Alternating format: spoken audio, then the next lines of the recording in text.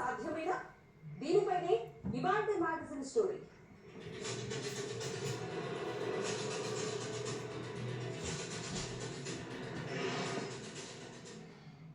సంకీర్ణ సర్కారు అనే మాట జాతీయ రాజకీయాల్లో వినిపించకుండా చేసిన నరేంద్ర మోదీని ఢీకొట్టాలి. 2014, 2019 ఎన్నికల్లో 300కు పైగా ఎంపీలను గెలుచుకున్న మోదీని ఢీకొట్టాలి. కాదు మోదీ సర్కారును పడగొట్టాలి. ఇది కాంగ్రెస్ ఈ లక్ష్య సాధనలో ఎంతవరకు విజయం సాధిస్తుందన్నది పక్కన పెట్టే టార్గెట్ అయితే ఇది. అందుకోసం రకరకాల కాంగ్రెస్ అందులో భారత్ న్యాయ యాత్ర ఒకటి అంటున్నాయి రాజకీయ వర్గాలు. తన యాత్రతో దేశ రాజకీయాలు తెచ్చడమ్మా కొండ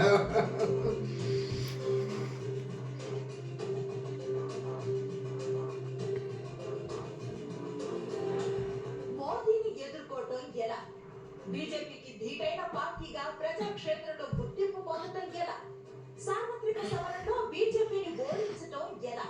గత 10 ఏళ్లుగా ఈ ప్రశ్నలకు సమాధానాలు అన్వేషిస్తూనే ఉంది కాంగ్రెస్ పార్టీ. సమాధానం దొరకలేదు. పర్యాయాలు అధికారంలో ఉన్న మోదీ ఏ మాత్రం డ్యామేజ్ అదే సమయంలో వైబ్రేషన్స్ ను క్రియేట్ చేసుకోవడం కాంగ్రెస్ విఫలమవుతూనే ఉంది.